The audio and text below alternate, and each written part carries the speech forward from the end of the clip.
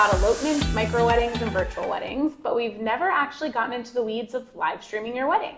So today we're flipping a script, and I'm going to be asking Ryan all the difficult questions for once, and he's going to share all of his knowledge about live streaming weddings. So, you ready? I am not, but all I can think about now. I feel like you're really nervous. I am, and I feel like now we should have done that flip the script TikTok thing. We change our clothes and stuff. You would feel better? I'll sit over. I would feel much more comfortable if I was wearing that dress. Makes sense. It's very comfy. Yeah, it looks comfy. It's got pockets. I mean, what's the point of a dress without pockets, honestly? I don't really know. Where are you supposed to put all your stuff? Well, that's true. I actually never understood why women's clothes wouldn't have pockets. It's like a real situation. It is. Like, what am I supposed to do with my stuff? I know what I do with my stuff. Give it to me. There we go. Right. Thank goodness you have pockets. It's true. Do you even know where your license is? Well, it's not in my pocket. True. I know that. Okay. So are you delaying here because you're not ready to be like in the hot seat? I am, yeah. Oh, I'm just kind of guys, this is gonna be good. So what you got for me? Let's go. All right, let's go. You ready? I guess. All right. So, why should I live stream my wedding? Well, a lot of reasons. Currently, obviously, there's a global pandemic going on. There's that little thing called COVID. Right. There's a little thing called COVID. Rather annoying. The Rona. And, you don't want to put off getting married. Yeah. Who knows how long this is going to go on. And what kind of the after effects of all this is going to be. So most people are at the point now where there's like, you know what? Let's just adapt and evolve, and let's go ahead and get married. And we'll just do it in a different way. It's unfortunate because it's not the way you had envisioned it. I know. But at the same time, like, at least we live in an age where we have technology that you can do things like that. I know. It's pretty cool. I mean, I was looking, so we celebrated 9 years yesterday. Yep. And I was looking at our wedding pictures and thinking, so we got married in a hurricane, which we've talked about plenty of times. And, it was still like the perfect day for us. It was, so that's the good news. It wasn't exactly how we planned either. Right. But it was still perfect. Yeah. So I think that's the good news. Yeah. Yeah. I mean, this is... And that you can live stream. That's even a thing. I don't think that was a thing when we got married. I don't think so. If it was probably super grainy. Yeah, and very expensive. Sure. Yeah, it's, even after pandemic is over, like this is, like you were saying for us, like grandparents, aunts and uncles, third of our guests couldn't make it. Like, that would have been great to have something like this. Yeah. And I feel like there's always someone, I feel like almost all the weddings that we plan, there's like a grandparent or, like someone who's maybe like tentative until the very last minute. So yeah, I 100% agree. All right. So what are my options for live streaming? Well, shameless plug, obviously Livestream, which is our product that we launched at the beginning of COVID. You could also do, Facebook Live, you could do Instagram Live, you can do Zoom, WebEx, any of those sort of work conferencing type tools.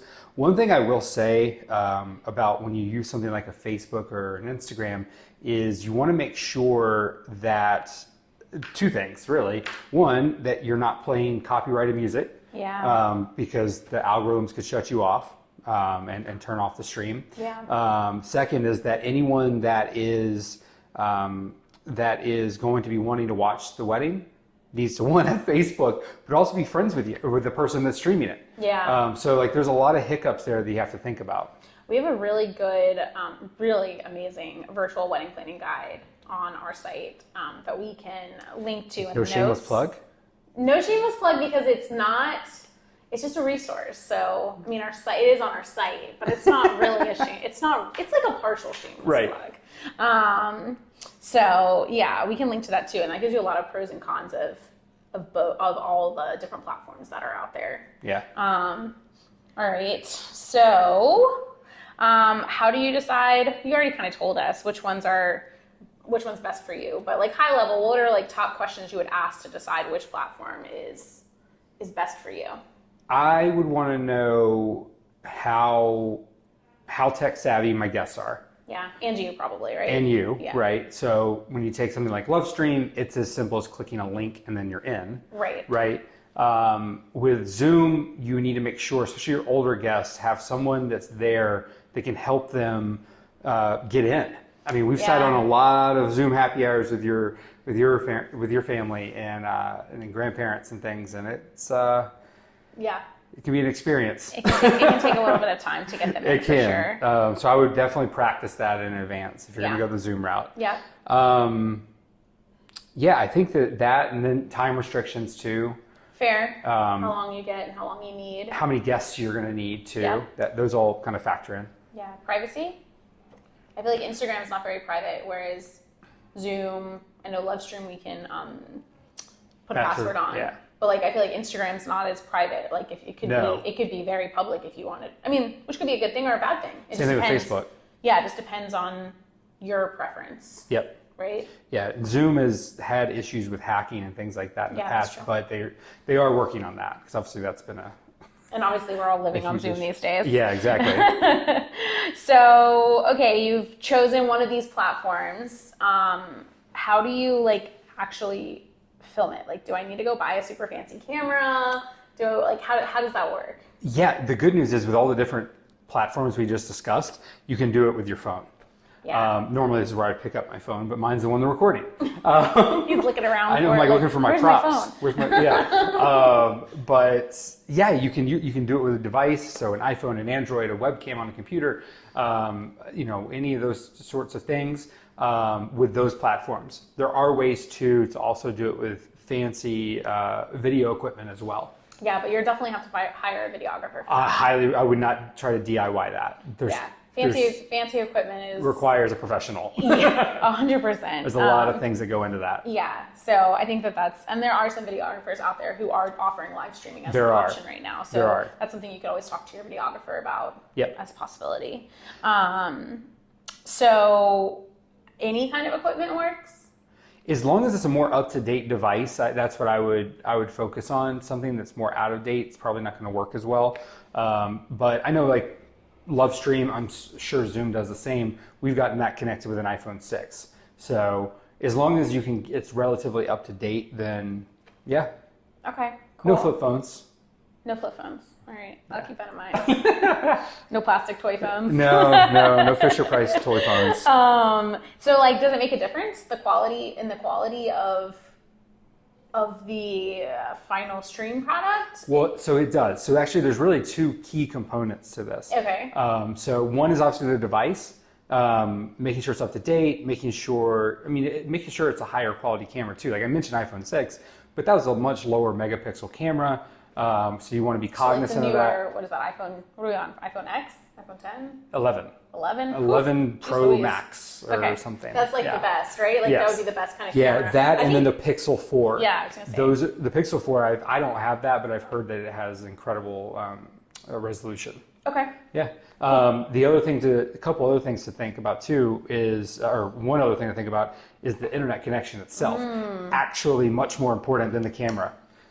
Because if you don't have a good, strong enough connection, then it's not going to have anywhere to stream. It's just going to kind of buffer and skip and pixelate and things like that. So even if you have the best camera in the world, if you have a very poor internet connection, it's all not going to work as well. Is one more important than the other? Yeah, internet is more important than the phone. Okay. Yeah. Cool. Another little kind of side pro tip for you too: when you're setting these up, make sure that you use the back camera, not the selfie camera. Ooh, good point. Selfie camera is lower megapixels than the back. Oh, interesting. Yeah. Huh. I wonder why. Because you don't need as much on the selfie. Those are usually about 8 megapixels on the back, so usually 12 to 16. Now he's geeking out. Now he's geeking out and telling us way too much information. I don't know why you made me the guest here. We don't let him answer the questions. That's right. So then what happens if you're in the mountains and you don't have Wi-Fi? How does that affect your stream? Can you even do it? You can. You can do it through cellular. Okay.